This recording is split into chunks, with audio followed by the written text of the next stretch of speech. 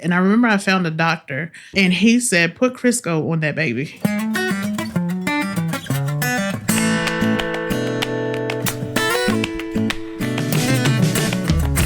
Welcome to another episode of Chewing the Fat.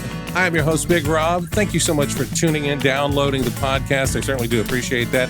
Thanks for the folks that have reached out and found me on Instagram at chewingthefatbr. And of course, I am always grateful to folks who support the podcast at chewingthefatbr.com by buying me a coffee. I am so happy to have my guest in the studio today. We met because I saw her product, I think in Augusta & Co. And I found out via her social media that she's actually getting ready to leave town. So I had to grab her in the studio. Get her in the studio. I didn't grab her in the studio. I don't want her husband to beat me up or anything like that. I get her in the studio to talk before she takes off for Germany. Please welcome my friend, Aleena Johnson. I'm happy to be here. Like, I love you so much. Oh, thank you so much. You're welcome. As I said, you had, I think, products in Augusta & Co. with your company, the Culture Cabinet. Mm-hmm. There were some teas in there, maybe some candles that I saw. And I think maybe probably a year, maybe 2 years ago. And I was putting together a little gift basket of Augusta and things like that. And I was like, oh, this is made here. This is put together here. Let me put some of these things together. I think I was running a contest, and I just fell in love with your packaging, your product, your story behind it, and then had a chance to meet you. I think I want to say it was out in Columbia County at Liberty, some park. Some park, mm-hmm. And there was an event and a tent and all this other stuff going on, and so. I just fell in love with you and your heart, and it's so cool to get to know you over the short amount of time that I've known you. Just to find out that we have so much in common, and I just could not let you go without getting you in here to talk to you. Look, you're not about to make me cry. Okay, I mean it's okay. This is a safe space. Too early in the interview for us. Like, all right, I'll put buttering you out there. So, thank you. Yeah. So, Aleena, you were not a native of Augusta. Where is original home for you? So, I'm from North Carolina. It's a small town outside of Beaufort. Okay. And I stress that. Beaufort, not Beaufort. North Carolina. Yes, Beaufort, North Carolina. It's called Mermin. Okay. Like, it's right on the coast, outside of Morehead City and Atlantic Beach, that area. And it is, we say Mermin. Mm-hmm. If you look on the map, it's going to say Merriman, but I'm from there, you're not. So I know better. There you go. It's Mermin. Okay. And it's like a small town. It's literally a small town. Like, my family. Mm-hmm. Is just a one road street, and that's it. And so, so I grew up in the Outer Banks. Okay. Went to Fayetteville State. So I've been around. I met my husband who's military, so we've traveled.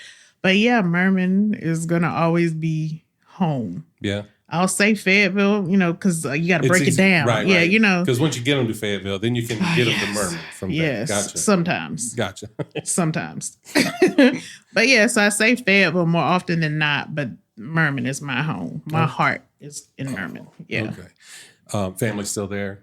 Yeah, for the most part, like the older ones, the great aunts and all of those, we still have cousins and stuff, but our generation is kind of spreading out, Mm-hmm. But it's home. My aunts, my cousins, the ones we grew up with, they're all there. Okay. But you single child? You got brothers and sisters? I have a brother. I grew up with my brother and sister from my mom. My dad has kids. I have two brothers and a sister who just had a baby like 3 weeks ago. Oh, wow. And so, yes. So I have quite a few, but they're spread out too. My brother was Air Force, and so he's been all over the place. He's in Florida now. My sister's in Texas. And then my other set of siblings, the younger ones, because my dad was out here. He was for the streets for a little while. But so the younger ones, they're in Virginia, South Boston, another small town. Okay. Mm-hmm. Okay. Yeah. Okay. So I'm assuming the the large metropolis of Merman had a lot to offer you in the world of seeing the world and global reach. It was in the sense that it was like, yeah, no, Uh, I gotta get out of here. mm-hmm. But now that I'm out, it's like, God, I want to go home. Yeah. You know what I mean? Yeah. It was right on the wood. Literally, it took 2 minutes to walk to we called it the creek. Mm-hmm. And I remember getting on my family would go to jail right now. Uh-oh. Back in the day, we used to get on the hood of my granddad's Cadillac. He had this long brown Cadillac. Yeah. And he didn't want us to wet up the seats. So on the way back, we would get on the hood of the Cadillac and drive back to my grandma's, drive back to the house. And so the sense of family is, oh my God, like it made me everything I am. Oh, wow. Growing up wanting to be that to my kids, wanting to have, those moments. Yeah. That was everything. But again, not enough to make me stay because it was small. It's tiny. Yeah. But yeah. So what were you into, when you got into like high school? What were you passionate about? I know, like I said, you're an entrepreneur. You have a business and awesome products. Was that something that you always kind of had in school and stuff? Not at all. So I actually wanted to be a veterinarian for like as far back as I remember until I found out I had to deal with snakes. I thought I had a choice. Oh. Like I could pick and choose what animals. Just only the cute ones. And, the fuzzy ones. Right. That was not the case. So we switched gears real quick. And I remember around 7th and 8th grade, I remember sitting in Miss Bowden's English class and learning about the pyramids and Stonehenge and thinking like, I want to see these places. Like I felt a pull then to like travel, but I didn't, I was 7th, 8th grade. I didn't know, but I knew that I wanted to see these places. Mm-hmm. And around 8th or 9th grade, Dr. Peterson and Miss Laughinghouse, all English teachers just made learning fun. And I remember Miss Laughinghouse left out of the classroom and everybody started like yelling and screaming. And you could hear her coming back, the footsteps in the hall, the high heels back in the hall. Mm-hmm. And everybody got quiet. And I was like, oh, I want that kind of power. Like, I want that. Mm-hmm. And so I shifted gears and I was like, I'm going to be a teacher. Like, I'm going to command that kind of respect. Like, And so I went off to college to become a teacher. It started that way. Yeah. I became a teacher. I taught at a private school in Red Springs, North Carolina, right outside of Lumberton for a little while, and got married, went to Tacoma. We got stationed in Tacoma, and I got landed my dream teaching job anyway, and found out I was pregnant with my third. Mm-hmm. And at the time, my husband was like an E4 and so a specialist, and so we counted the cost, and it's like childcare. I'd have been working just literally to pay for childcare, and so I became a stay-at-home mom. And I had a few other jobs throughout the years, but I've always been of the mindset, I guess, I don't want to work for anybody. At that point, like I've been doing this whole thing by myself. So when I would get jobs, and especially if I felt like the manager, whoever was incompetent, that does something to my spirit. Mm-hmm. So I don't think you're the only one, but I totally understand what you're saying. So after, being in charge of my own situation and stepping into these jobs where I felt like the leaders, I knew more than the leaders, or the leaders didn't know what the hell they were doing. Mm-hmm. I just said, no, I got to work for myself. Yeah. Like the way my attitude is set up. So, yeah. So that kind of just started it. The whole, it planted the seed. Like, okay, like if you're going to do anything, it has to be on your own terms.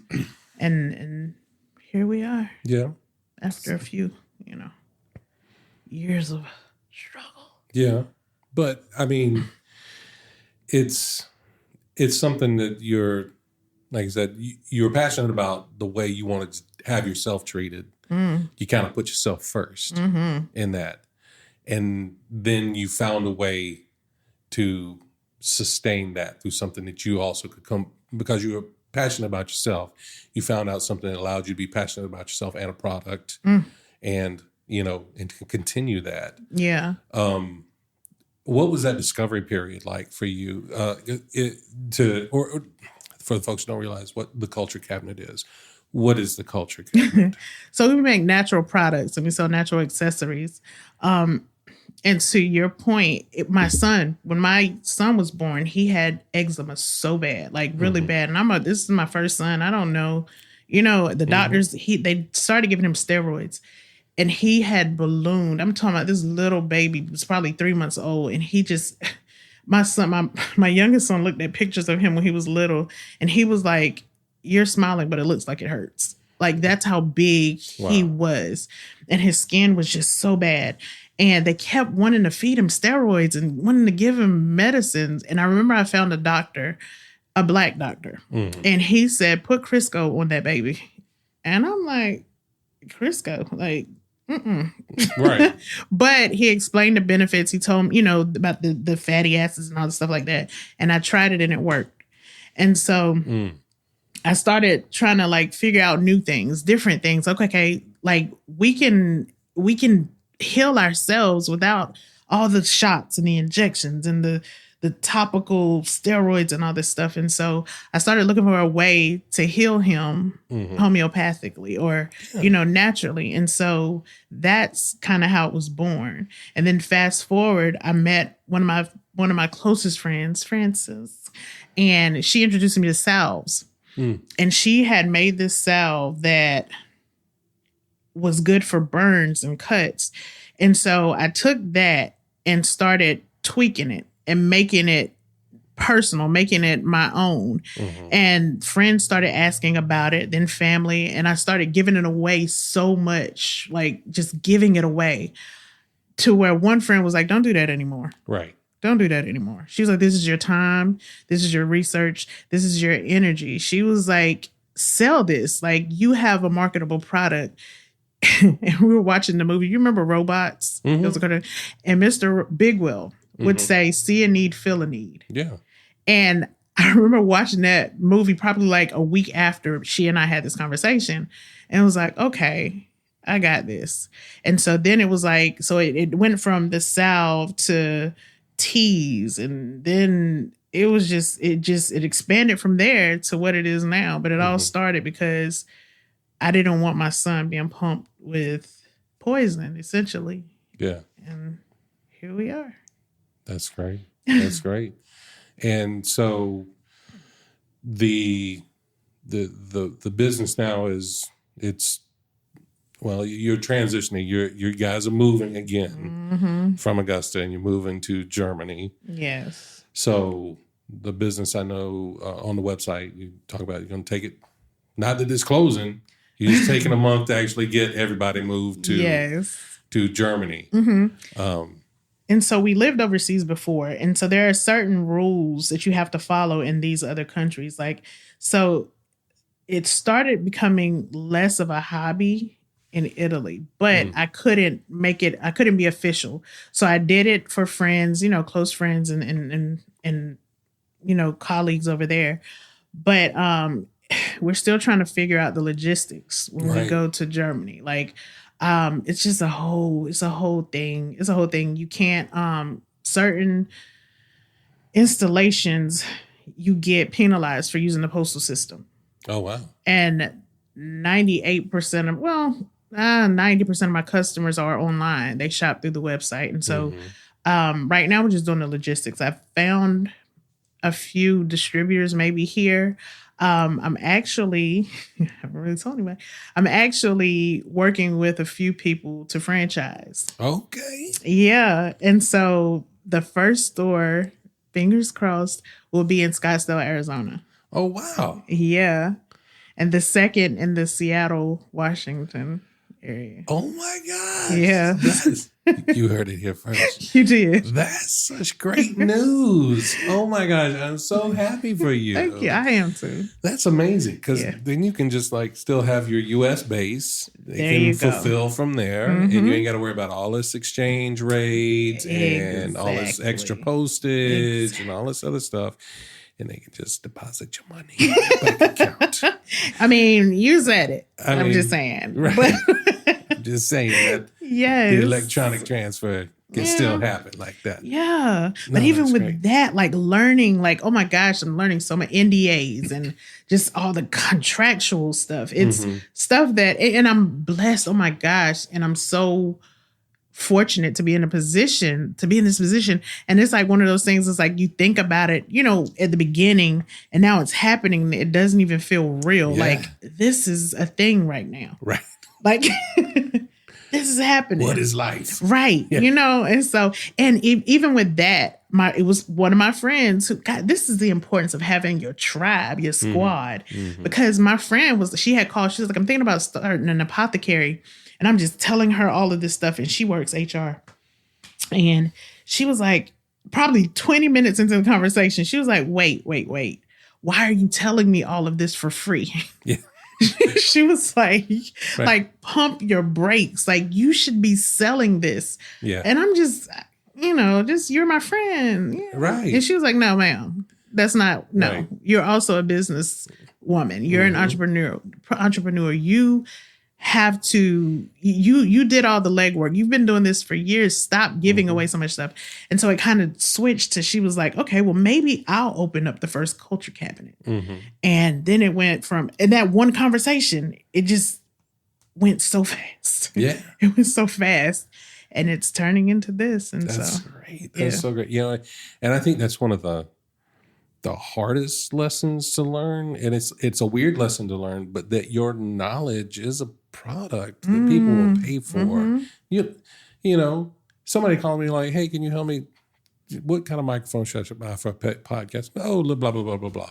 I'm just helping you out. I'm just answering a question. Right. But there's people making bank doing the same thing because they're telling it to people that aren't their friends. Yep.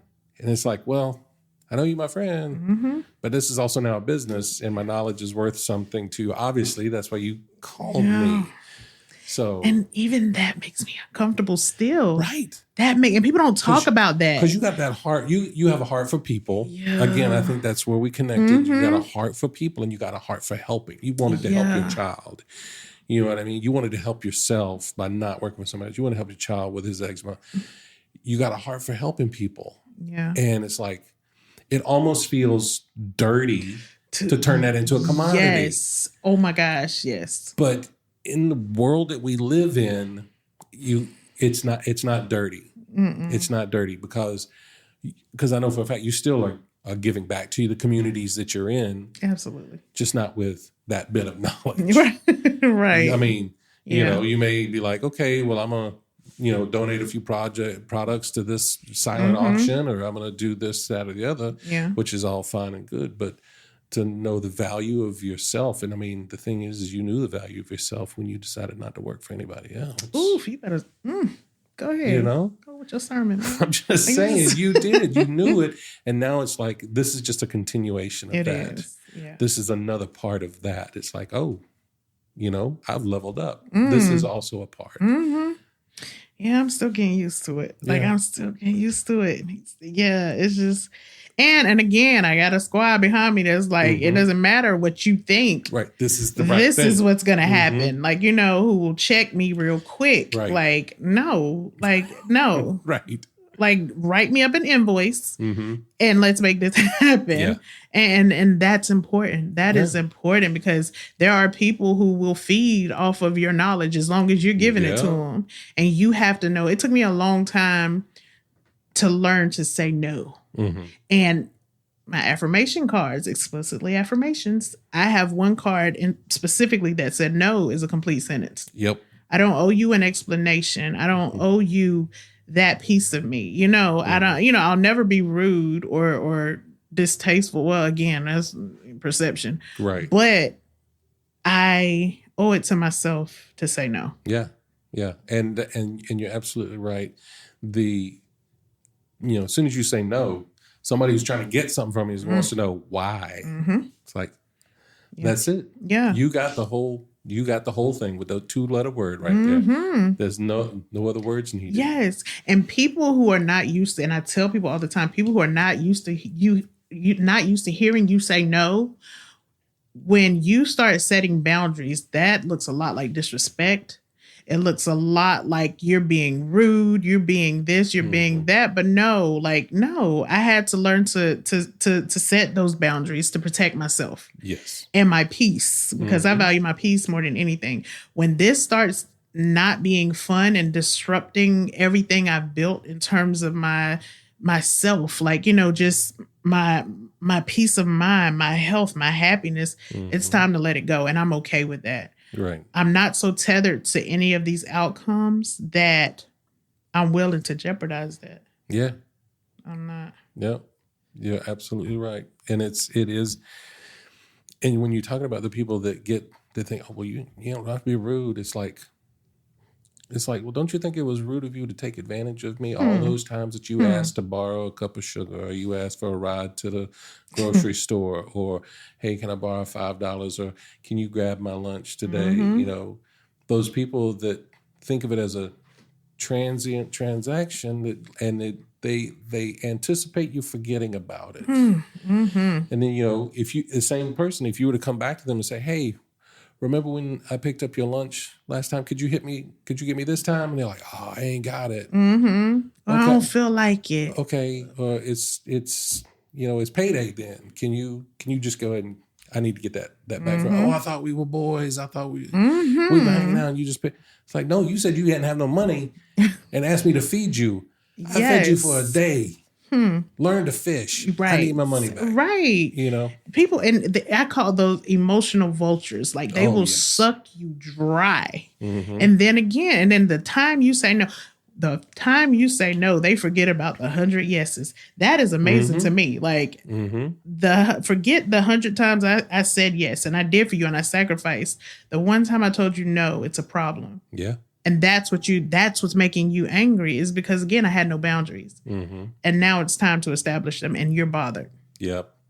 Okay. It's like that part wasn't about you. Right. Don't be so caught up on yourself that you think it's about you. It's like, right. I would say no to anybody in this particular situation. Facts. You know what I mean? And to be fair, I have been that person, which is why I'm more sensitive to it now. Like, I've been the person that's like, hey, can you do this? Can you do this? Can you do this? And then they said, my husband, for example, bless his heart. Like, you get so used to him saying yes that when it's like, no, like, wait, who are you talking to? Like, I'm looking around like, you didn't tell me no. Right. And so, but again, being more sensitive to his needs and other people's needs in general, like, because we do have a tendency to be selfish and we get lost in that and we don't realize it until it costs you a friendship or it costs you something that you hold dear. And so you have to assess yourself. Like I have these, I call them check yourself moments at night. Like, if something happened during the day, I sit back and I was like, okay, how could that have played out differently? How could I have made that situation better? What did I do or say to make it go left? And sometimes, apologizing is like, okay, but sometimes I'm like, nah, I ain't do nothing. Like, right. That was them. They got to live with that because I know who I am. I'm an asset. I'm a prize. And so, you're lost. Yeah. And it is what it is. Yeah. And they've just got to, there's the door. And they've got to accept that or not accept it. They could not accept it, but they're not accepting of that. That changes the direction of that friendship, that relationship. It's like, we was heading down the same road. Guess what? You just put a fork in it and I've just turned. Absolutely. Absolutely. So. And I've lost friendship, like 20-year friendships because over just people not wanting to check themselves. to check themselves or to hold themselves accountable. Yes. Like, no, you can't keep hurting me. You can't keep saying things that are disrespectful and expect me to let that slide. Right. Like, you know, and I'm one of those people, like, if I fuss and fuss and fuss, it's like, okay, you so good. But when I'm silent, when I have no more energy left to give you, then it's over. Like, I can't keep doing this to myself. And to be fair, I've let a lot of relationships linger that should have been dead it a long time ago. And again, that's a lesson that I've learned now. Like, now I'm not going to do that. I'll give you maybe 2 times because I know you may have had a bad day. You know what I mean? You didn't know who you were talking to. You didn't know I will shut your shit down. Right. You know what I'm saying? Right. And so, so, you know, I'll give you 1 or 2 times, just show you some grace because I know that I would hope that you would do the same. You don't know what kind of day somebody's having. Exactly. And so I'll give you that grace, but now it's a habit. Now it's a pattern. And now, we're good. Right. I'm good over here. It's kind of like the star quarterback at high school. That was the peak. You know, they don't know how to grow beyond that. And they keep talking about that game-winning, you know, football that they threw in, 20-something years ago. It's like, well, what are you doing now? You've not gone beyond that. You have to grow. There has to be growth. We as people have to continue to learn. If you don't learn something every day, that's a wasted opportunity. It is. And then you get stuck. And the more often you get stuck, the deeper you get stuck. And you've just got to be open to other people's opinions, other people's growth. You know, I want to cheer you on. I want to see you win. My philosophy is that, that there's room at the table for everybody and everybody can eat. It don't mean you just sit at the table and look at somebody else. Everybody can eat. Right. And if you outgrow that table, that's fine. Go build another one. Exactly. Go sit at another one. But that doesn't mean you have to shit on or disrespect the table you just left. Exactly. And so was it Jay-Z? He had a song, him and Beyonce. And I'm not a stan or anything. It's just the first thing that popped in my head where he said, if I'm the only person in my team making money, then we failed. Like if you're part of my squad, we all need to be doing something productive. Right. You don't need to be just making my money in your pocket. Right. You should be taking my influence to build your own whatever it is, your own dream, your own entrepreneurship, your own shoe line, whatever it is. It's like you should get more than a paycheck from being in my atmosphere. Yes. And if I'm your friend, I'm going to encourage you to do that. It's like, I'm going to push you to do that thing that you want to do. Like, and the old saying, you can lead a horse to water, but you can't make him drink. I'm going to give it to you now. If you don't want to take it, then that's on you. Right. But I'm not anybody in my circle. If you come to me and say, hey, I an example, oh my gosh, she's gonna be so mad. So one of my absolute favorite people on this planet, she's a death doula. Kima, shout out to Costa Rica Unplugged Costa Rica, sorry. So she was like, she's a death doula. She helps guide the transition and makes it easier for families, experiencing loss. And she was like, we were talking about a book. She's like, I need to do a book. She was like, or I'm looking for a book or something. I'm looking for a book to help these families and I can't find it. I said, well, write it. Like, write it, And she was like, oh, I hadn't even thought of it. And now I just read the version that she has so far. And it's so amazing and it's so helpful. And it's just beautiful because it's taken from her past experience and just her dealing with loss and battling cancer, and just she poured her heart into it. Yeah. But it just took someone saying, you do it. Right. See a need, fill a need, and it is just, I can't wait for it to come out. I can't wait to share it with the world. Like, it's beautiful. But you need those people to say, do it. You got it. Yeah. It's in you. You just have to let it out and just encourage them. And so I hope I'm that too. And I like I said, the little time I've known you, I believe that you are. Because I'm that person too. It's like somebody says, oh, I want to do this. It's like, oh, cool. I know somebody that does this. Let me just make that connection for you. Let me just call this person. They might have an answer or tell you how to, you know what I mean? Or you want to do this, and cool, let's do it. If you have a friend that's if you have a friend that is doing support them. And I don't mean ask for a free ticket to their concert when they're playing at the bar downtown. I don't mean ask for, a free bag of tea or ask for this, that, or the other that they're trying to establish. I'm saying buy a ticket, buy the tea.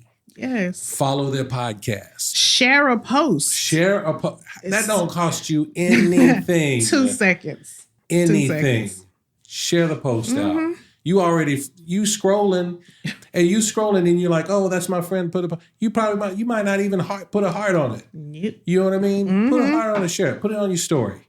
Do something that somebody so that you are supported, and it doesn't cost you anything. Not a dime. Not a dime. But there's a lot of people. Oh, I support you. I support somebody with a little bit more than just lip service. Because that means, unless you're, telling, word of mouth, like, right. But don't just tell me, what is it? Don't just talk about it, be about it. If you say you support, then really support. And again, just to share, just because you have friends on your list that I don't, who right. may be in need of something that I have to provide, like, and so something as simple as that, and people don't understand. I have been, and on the flip side of that, like, I have been that person to support, support. And then when you don't get it back, it hurts. Yeah. It hurt. Like, and again, we don't talk about that. We don't talk about that because it seems selfish. Like, I helped you. Like, right. Help me. Like, you don't want to ask. You right. just expect. Would you mind, blah, blah. Can you do? Yeah. Like, oh.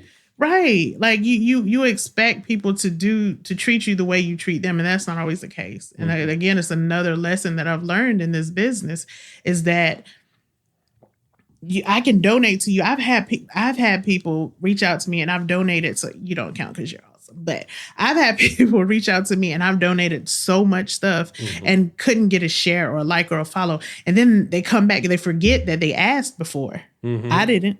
Right. They forget that they asked and then they ask again. And I'm like, not this time. I've had people say, hey, I love your teas. Can you give me the recipe? I'm thinking about starting my own business. Legit. What? No lie. What? I've had people, hey, I saw your cups or your mugs or whatever. Can you give me your vendor? I want to start my own. Yeah. Like what? And I remember when you wouldn't even share a post. Wow. But I'm supposed to just give you all this information so that you can. All this product and all this. So you can start your own thing and making money for you. Yeah. And it's like, you want to go, it's like, well, what if I give you this tea recipe? And you start, it's like, I'm going to tell you right now, it's also going to cost a lot to do this, to get this off the ground. And one thing that will help you a lot is if you have people to share that you're doing a new thing. Exactly. You know what you have not done? Share that you got this donation of this tea from me. Not a single post. Right. Not a single post. Couldn't mention it in a little fine print at the bottom or nothing like that. No shout out, no nothing. Gosh. But and I remember somebody telling me when I was younger, what you remember, God forgets. What you forget, God remembers. And I'm the same way. I ain't God, but I'm saying, you forgot it, but I didn't. You know what I'm saying? Well, and that's, what is it? Maya Angelou said, people will forget what you say, but they will not forget how you made them feel. Yes, absolutely. Absolutely. And that's what it is. And it's like, you try to separate, okay, like, again, I try to be neutral. Like, just, okay, I don't know what they were going through. I don't know all this stuff, but I can be real petty too. And so, I try, I'm working on myself. I'm a work in progress. It's okay. I'm a work in progress. Okay. And so I try to like give and give, but then it's like, okay, now you're taking advantage. And now that part of me that I'm trying to, push back, she's coming back. She's coming to the forefront, and I don't want that. And so I tell people all the time, like, you know me as this. This is me because I try to be this all the time. Yeah. But somebody else may be like, "Ooh, she is such a bitch," and I'll tell you quick to believe them too, because you don't know the backstory, and you don't know. And I could have been having a bad day, and I could have been having a bad day, and for that I apologize, and I will, generally, like, dang, yesterday kind of sucked. Let me call Let me call Right. my cousin back and let her know I ain't mean to cuss her. Right. But but then it's like, no, this person tried to take advantage of me. This person, and they'll never tell you what they did. Mm-mm. You'll never hear that. No. Like, and so again, believe them both. But you know what that is, though, right? See, as you've decided to set boundaries for yourself, that bitch, that's your boundary guard. My protector, my warrior. Exactly. And she don't play about me. Exactly. So. And she has a role to fill. And it sounds like she feel it damn well. She does. She does. So, I mean, but that's the thing. It's like if the boundaries had been respected, she wouldn't have to come out. Right. You would have never met her. Right. But now that you have, it's hard for me to put her back. Right. Because she sees you for who you are, and I can be cordial and I can be nice, but I see you. Well, and they say that, respect is earned in teaspoons, but lost in gallons. Ooh, that's the coffee house snap. Yeah, I'm just saying it doesn't take, one thing and you lost a gallon of respect. And now you got to try and fill that back up teaspoon at a time. That's going to take a long time. So be best not to lose that gallon. Don't lose that respect. Deep, Rob, okay. I'm just saying. But yeah. So when's the big move? So we're set. So the shop, I'm going to stop taking orders. I've already let my wholesale, because I do private label wholesale across the country. Especially my West Coast clients. I've let them know, October. Get your orders in October, the beginning of October, because I'm thinking October, the end of October, we'll temporarily pause the website until we get set up. We are set to leave around the beginning of December. Okay. And so I'm giving myself December and January to get the kids in school, get acclimated to where we're going and everything. So yeah, we have a few more markets. We're going to do the Augusta, the downtown market on Saturday. Probably a couple more times before October. But again, it's just hit or miss. I can't say, definitively which ones, but I know we'll be there this Saturday. And probably the first 2 Saturdays. What month are we in? We just hit August. Well, I say we just hit it. We're about halfway through August. So listen, time is just, oh my gosh. So yeah, probably, actually I skipped all over September. Yeah. So I'll probably do a couple but again, on the Facebook page, the Instagram page, you'll be able to see where we are, and I'll keep you all updated. By Instagram. I wish you nothing but success with all that. And the podcast has some loyal fans in Germany and in the UK and in Europe and France and Ireland. And so keep a lookout for the Cultural Cabinet coming to Germany. But in the meantime, all of my peeps here in the US, get those orders in, show your support, because it's going to take a minute for her to get across there and get settled. So stock up, get ready for the holidays and stuff like that. Yeah.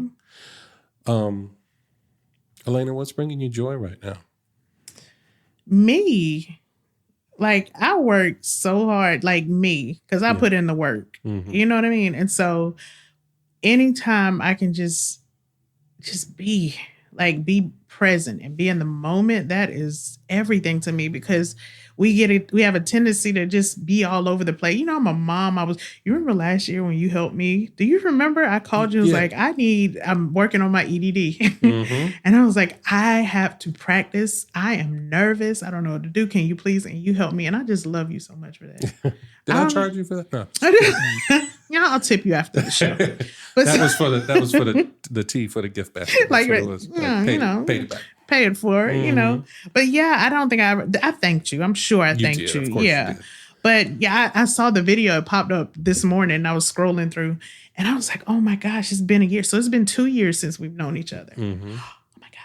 Right. But yeah, so just me being able to be present. Yeah. Because I'm pulled in so many directions that I may be here now, but I'm thinking, okay, next week the movers are coming. Okay, I have to get my son this suit for welding class, and just all over the place. But anytime I can be here and still, that's joy to me.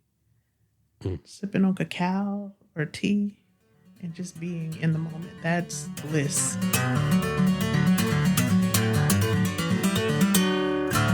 All right, Aleena, this is the second segment of the show. We dive more into your mental health journey. I personally believe the more we can talk about it, the more it's not as scary. Depression wants to tell you that you're alone in things, and it wants to just beat you down with that. So the more we can, share those common experiences we have, share those things that we struggle with, I believe that lets us know that we are not alone in that. So for you, how do you keep the darkness at bay?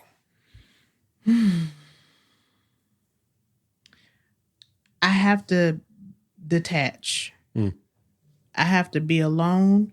I can't answer the phone. I don't want TV. I don't want kids.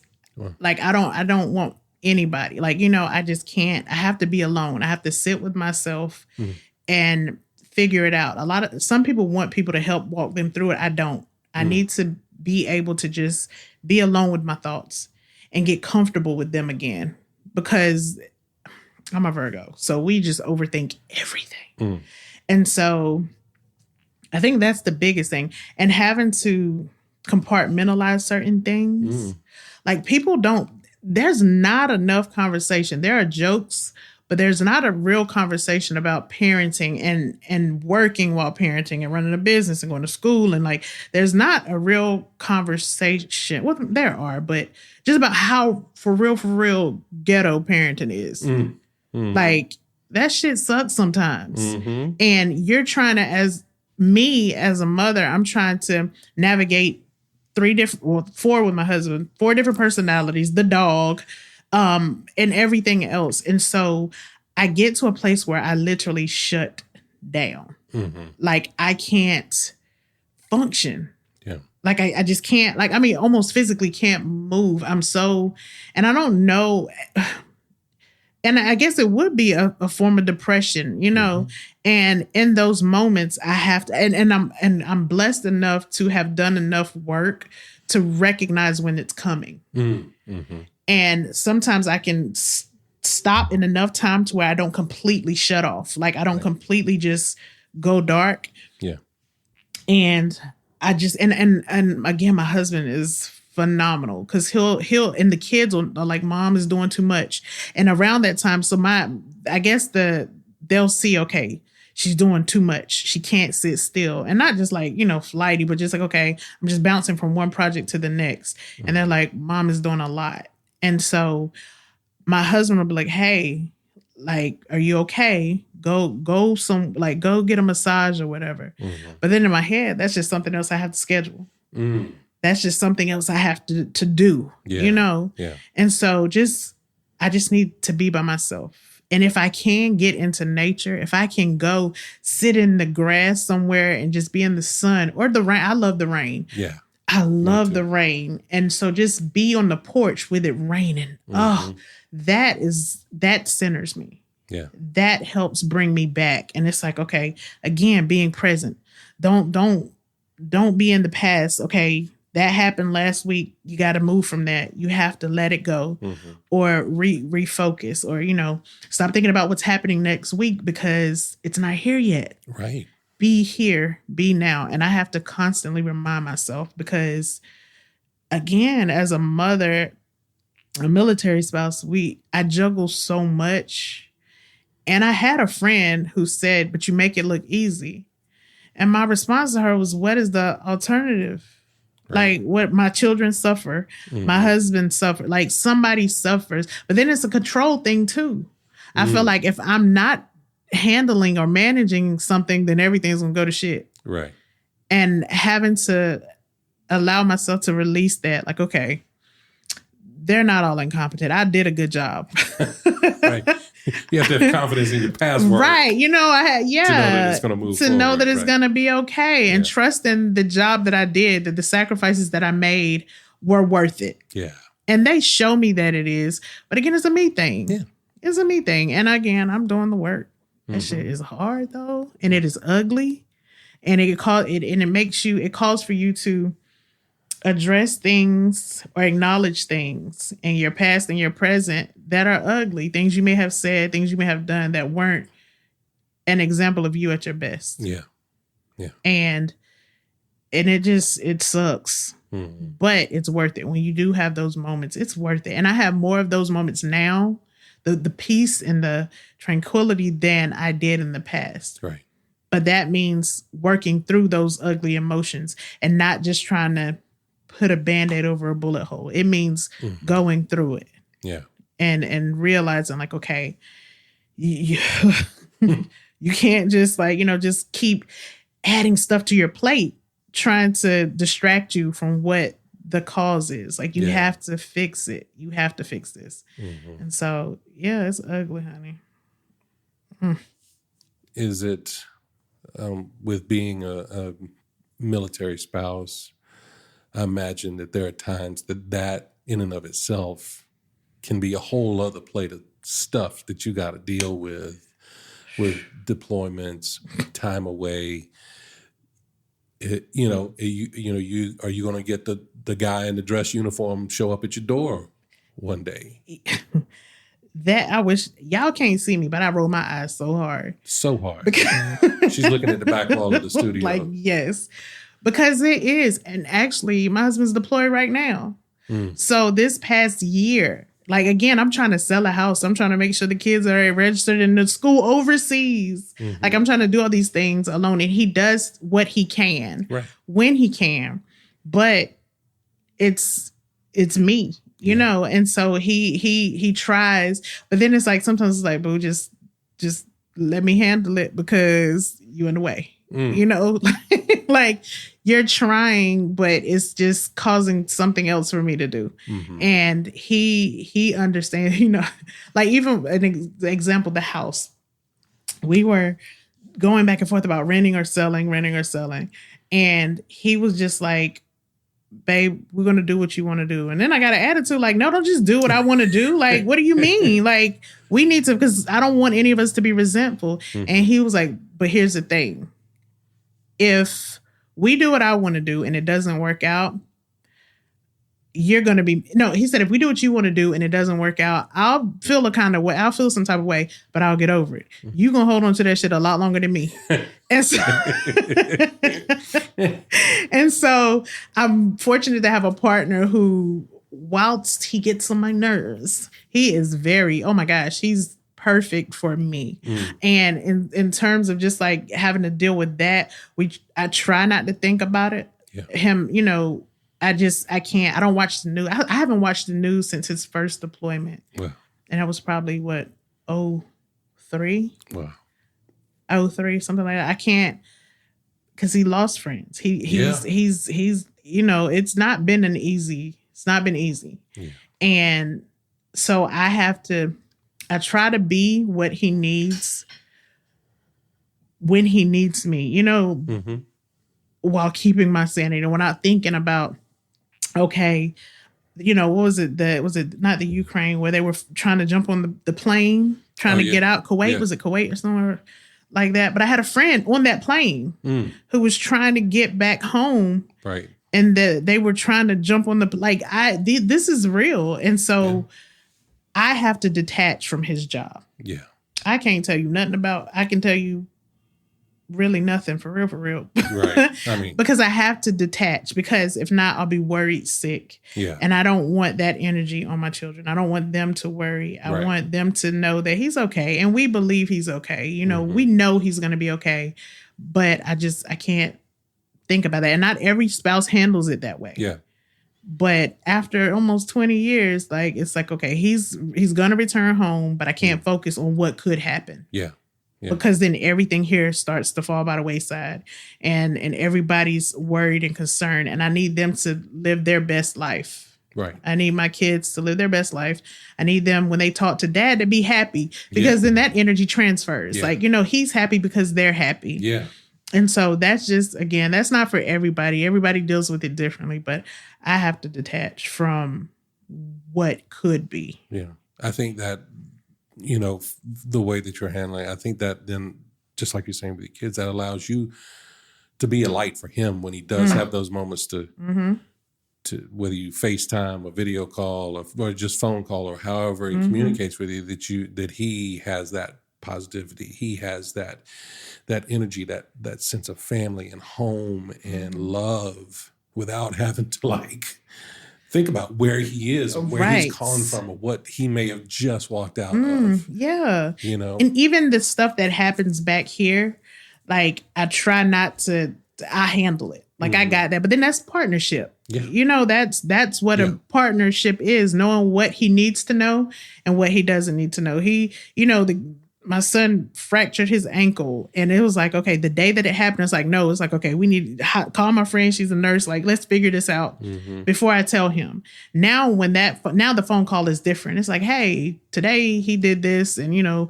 but he has a cast and he's good. Like, you know, right. And now when he talks to him, it's funny. Like, man, I was playing basketball in Vans, which was dumb as hell. Right. But I rolled my ankle, you know, so now it's fun. And it's not like, okay, everybody's panicking, and you know, be able to walk again, right? Like, you know, like let me get the answer. Let me figure it out before I come to this man who's already, you know, over there in a situation with more bad news. Like this has to be calm. This has to be good. Yeah. And so it took a long time. I mean, 20 years. Like I said, almost 20 years. We had to figure some shit out because it was rough. I mean, we were to get back then where we were writing letters, and then we went through the pop-ups, AOL? Oh yeah, the message. AOL Messenger. You got mail. Right. Yeah. Like we did. That's our journey through this thing. It started back then where we couldn't FaceTime, or we didn't have Facebook. So when something happened on the news, you panicked because you didn't know. Right. When he was going to call. And then sometimes those calls were 2 and 3 weeks out. Right. And so we had to learn to manage emotions, and we had to communicate. Like when we do speak, communicate, and men are terrible communicators. Anyway, I digress. No, that's a true statement. So I'm still teaching him some things, but he's getting it. He's coming a long way. But you know, that's, you know, you have these relationships with people, you know, that you call your friends, and you know, or your family or whatever. And, you know, we think about them as something that's eternal. We never think of an end of that. And you never know when that last conversation is going to be the last conversation. And I don't say that to bring the mood down or anything like that, but it's just a fact. Because you don't know. And everybody always said, oh, I wish I had known that was the last time I was going to talk to that person, because I would have said blah, blah, blah, blah. Or I wouldn't have had that fight, or I wouldn't have let it end like blah, because the last thing they heard was me saying blah. Okay, then understand that every conversation, when you say goodbye, that could be the last one. And I think if you develop, you know, a self-awareness, you know, an empathy for others, just a consciousness that, hey, time is fleeting. Time is the only non-renewable resource that we have. And it is our most valuable resource. And when it is spent, and you cannot make up more time. Yeah. No matter how often we use phrases like, oh, I'll make some time then. No, you can't make time.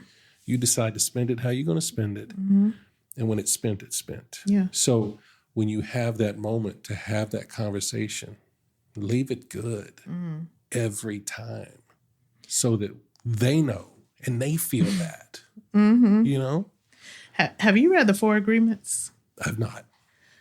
Oh my gosh. So the 4 Agreements, and I literally wake up in the morning telling myself that the agreements that I make that day are to be impeccable with my word, be mindful of what I say, how I say it, to not take anything personal, because, you know, again, remember earlier, like, you know, that person could have been having a bad day, but whatever they project that's not about me. That's something they're going through. Yeah.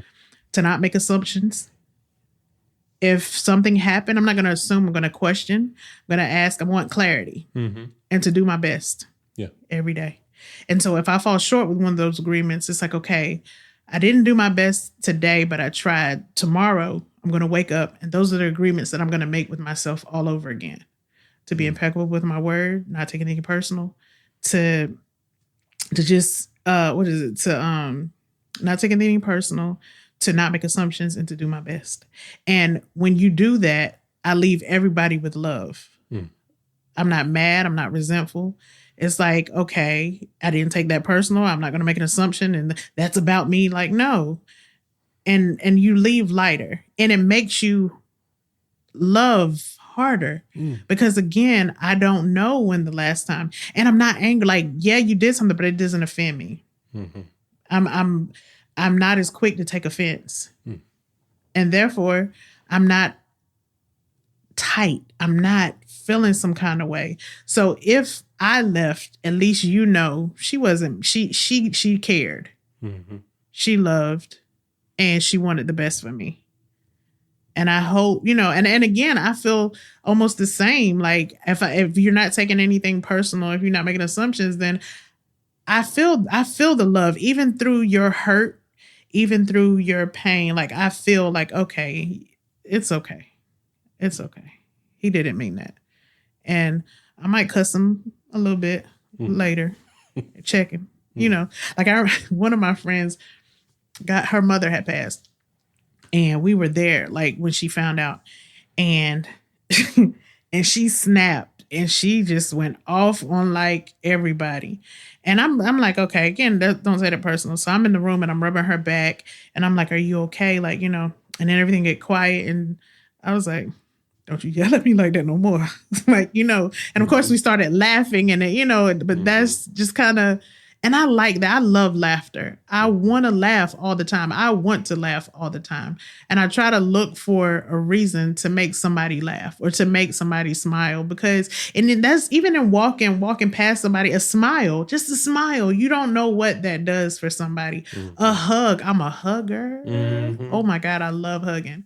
Like, just because you don't know what that does for somebody. Yeah. And so just again, the 4 agreements, read it. It's amazing. It's amazing. And we'll definitely have to put that on the reading list for sure. Yeah. And it talks about death, having a good relationship with death, knowing that this may be the last time we speak. So I'm going to hug you and I'm going to say, I love you. And because you don't know. And I want to have that, but when we depart, I want you to know that I loved you. Or I love present tense.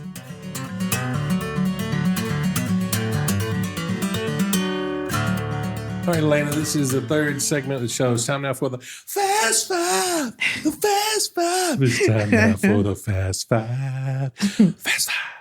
Sorry, I'm still working on a theme song for that. It's good.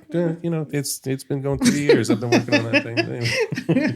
The Fast Five is powered by Poddex. It's an app created by my friend Travis Brown. It's for podcasters. Great interview questions, but they're physical decks, and you could just have a card that you can keep in your purse or your wallet if you ever need like an icebreaker question. But I'm going to use the app. You can find it in any of your app stores. As a matter of fact, though, if you want some of those physical decks, if you go to chewinthefatbr.com/poddex and use promo code CHEW, you can get 10% off your physical decks. But I've got the app open right here. No wrong answers. Just first thing comes to the top of your head. You ready? All right, here we go. Am I giving you 5? It's 5 questions. I'm just giving you 5 separate questions. Okay. Each one will have a single answer. Gotcha. It's not, you don't have to do 5 answers for every question or anything crazy like that. It's going to be okay. When it comes to the top. Come on, I'm ready. I'm journaling. Question number 1. What are you superstitious about?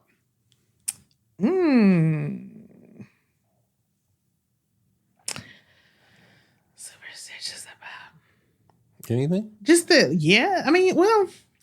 don't know. I do wear like my crystals and stuff to for protection. So I guess just like the evil eye. Okay. Like, things like that. Negative energies and things like that. Okay. Like, don't look at me funny. I didn't look at you funny. Did not look at you funny. All right, question number 2. Who is your biggest mentor or teacher this year? Ooh, that's a good one. My friend Kima Ward. Oh God, she's just, She has been everything that I needed this year. She, in terms of even business, like we met, actually, she did my website. Okay. Yeah, and that's how we met. And we had known each other. Well, we've been in the same circles. But I was like, I don't know about her. She, and we had a conversation. Like one of our other friends, Amber was like, no, she can do your website. Like she did my website. Scales and Alchemy, I think. Don't be mad at me, Amber. I tried. So Scales and Alchemy. But Amber, and her site is beautiful. And I was like, oh, she did this. Okay, I'll do that. And we just became instant friends. Like I loved her the moment I met her. But she's guided me spiritually when I needed her. She's been there for emotional family. Just she's been there just for everything. Just for everything. In terms of business, she's one of those who I said, like, no, do that. Like, you got this. Push yourself. And so she's so Kima Ward Hopper. Awesome. Thank you, Kima, for your mentorship to Aleena this year. All right, question number 3. What was the first car you ever owned? Oh my God. A Nissan Stanza. I don't even think, do you even know what that is? Do they even? No, they don't. They don't make it, yeah. It was like a news. Was that like one of those little like crunched together hatchbacky kind of things? Oh, it was so long and square. It was terrible. It was so long and square. It was just, it was a white Nissan Stanza. And I had it. It was probably like a 92. Oh, wow. And I had it in 98. I got it in 98, something like that. She was old. But she got me from point A to point B. Okay. Good car. My first car was, it was my aunt's car. And she gave it to me when I got old enough to drive it. It was a white Toyota station wagon with blue pleather interior. Oh.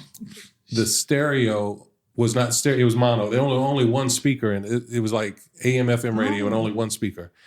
But I drove the hell out of that car. I'm saying, like, hey. And because it was the station wagon, everybody, Rob, can you pick me up? Okay. But that was that with $5 worth of gas would get you a whole tank. Right. Back in my day. Yeah. Like, yeah. Yeah. So, yeah. Damn, a station wagon. Yeah. It was, I drove the hell out of that car. Oh my gosh. I was so bad to that car. It didn't deserve what I did to it. It really didn't. Oh my God. All right. Question number 4. If humans came with a warning label, what would yours say? Damn. That's what I said. Damn. Right. Buckle up. Buckle up. Or buyer beware. Buyer beware. Buyer beware. Okay. I like it. All right. And question number 5. Sweet or salty? Sweet. Okay. Sweet. Okay. Like for snacks and stuff like that? Yeah, I want a piece of cake right now. Really? Okay. Yeah. See, I'm more of a salty snack person. I mean, as big as chips? I am. Yeah, I love some popcorn. Oh my, give me a over bucket. a piece of cake?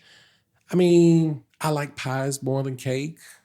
Who are you even right now? I'm just saying. Like, look at me. I've eaten lots of cake. I've eaten lots. Clearly not, because you like pies. Well, I do like pies though, like a blueberry pie. Do you make? Where do you even buy a blueberry? Do you make it? I mean, I can, but like, you can go over to the pie hole. Is that a place? It is a place. It's played really? off of Walkway Extension. It's called the Pie Hole. The what? The Pie Hole. They're on the Instagram and everything. Just check them out. The listen, Pie Hole. you There's have some taught me delicious something new pies. today. Some delicious pies, but yeah, I usually will go for a salty snack. But I just like a popcorn or something. I don't know. Maybe it's self-deprecation. I feel like I shouldn't have a lot of sweets and stuff like that. Don't do that. We're not gonna talk about ourselves negative. Don't. No. I'm just saying. Like, I don't want to get the sugars. You know what? I cannot. But fun fact. I just started eating so I hate cheesecake. Really? I hate cheesecake flavored stuff, anything. Just hate cheesecake. Okay. I just started eating at the Cheesecake Factory probably about 8 years ago. Uh-huh. Because it's called the Cheesecake Factory. Right. So I thought like I was gonna go But in that and it's was like it. wall to wall cheesecake. Like They got some great Brussels sprouts there at the Cheesecake the Factory. miso salmon. Oh my God. And I keep telling myself I'm gonna get something for 8 years. I'm gonna get something different. And I get the same thing every time. The miso salmon and the strawberry shortcake. Oh my God. Like if you like, you should try the roasted Brussels sprouts that they have there. I don't know if you Brussels like Brussels sprouts taste like ass. Okay. And I don't know what ass tastes like, but I'm just gonna assume that these are like fried with bacon and it has like a maple glaze on them, so it's got this sweet salty thing going. Crunchy? The outer leaves are crunchy. So you try one. Just for you I will. Try one. I'm just saying. They good. Do you like cabbage? I love cabbage. Don't feed me that lie because somebody tried. No. I'm saying it's like that. But I mean, it's like those outer leaves on the cabbage. You know, those dark green ones. That's kind of what Brussels sprouts are. But anyway. Yeah, because that was a whole lie. It was okay. I'm just saying. Next time you go to your Cheesecake Factory to have your miso salmon, just tell them, say, look, can I just try one Brussels sprout? Make sure you put a little bacon on it because Rob said you got bacon on it and the maple. But I don't want to eat the whole thing because that'd be a waste of money. But if I like it, I'll order it. No, I'm gonna do it. I'm gonna get for you so that I can FaceTime me so I can see. Like while you eating the Brussels sprout. You know I will. That ass. You know I will. Aleena, that is our Fast Five, and that is the show. Thank you so much for being here. Oh, thank you for inviting me. Oh my gosh, this was so much fun. It was. I was nervous at first, but ain't nothing to be nervous about. We're just talking. And if folks want to keep up with you and your journeys to Germany and the things that the Culture Cabinet is about to pop off and these locations that you franchise, what's the best way for folks to find you? Instagram is probably the best way because I usually post there and then share it to Facebook. But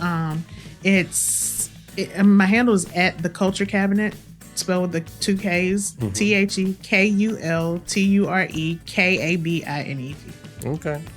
So I will make sure that I put that link on the show notes there. And you can, of course, find out more about Aleena at the podcast webpage at chewingthefatbr.com as well in the guest section. But again, thank you so much for being here. Thank you for your heart and everything that you got going on. I love you. I love you too. I love you too. And if you would like to support this podcast, I would appreciate it if you bought me a coffee at chewingthefatbr.com. But until next time, I look forward to the chance we have to sit a spell and chew the fat.